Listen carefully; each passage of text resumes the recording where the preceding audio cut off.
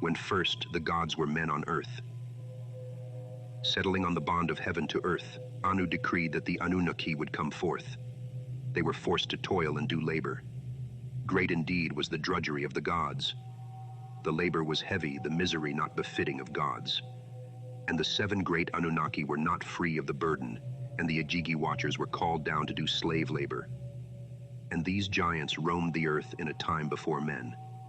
Because the grain goddess had not arrived, because the cattle goddess had not been born. There was no cattle, and there was no grain. The Anunnaki were forced to eat plants like sheep and drink water from the ditches. They dug rivers and opened canals to be the life of the land. The Ajigi watchers also dug rivers and opened canals. Then the Ajigi watchers dug the Tigris River and the Euphrates. From the depths of the earth they brought forth springs of water, and the wells of life they established. They gathered up earth to build up all the mountains, and for years they toiled under such drudgery, and they had counted the years of their labors. For 10 cycles they suffered the toil night and day. For 20 cycles they suffered the toil night and day. For 30 cycles they suffered the toil night and day. For 40 cycles too much had they toiled night and day. The elder gods of the Anunnaki came together. With lots they decided the fate of the earth. To Anu, the father of the heavens, would remain in heaven. To Enlil, royal heir, was given the command. To Enki was given control of the waters of life. But in the lands, only endless toiling transpired. In the ditches, the Ajigi watchers began murmuring against the work. "Let us confront our foreman," they declared. "He must take off our heavy burden upon us. Let us confront Enlil, the commander of the Anunnaki. Come, let us go to him and pull him from his chamber."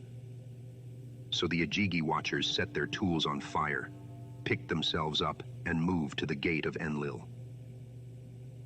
It was nighttime when his chamber was surrounded, but Enlil was not aware of their advances.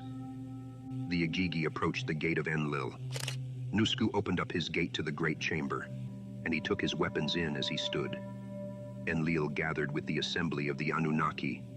"Now then, Anu, your father in heaven, and also your counselor and general of the armies, Enlil, and your prefect goddess queen, Ninurta, and your lord on earth, Enki, have commanded me to ask you, who is the initiator of this battle? Who is the initiator of these hostilities toward this place? Who has declared a war and brought war upon the gate of Enlil?"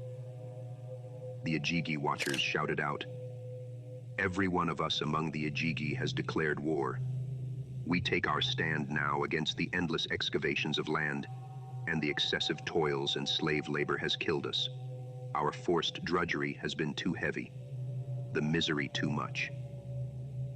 Now every one of us Ajigi has resolved that a new covenant shall be made with Enlil." A grand assembly of Anunnaki was advised. A message was sent to Anu to come down from the heavens. The Lord Enki was brought to their presence, and the resolution came from Enki. To relieve the misery of the Ajigi, the race of humans would be created to be the workers.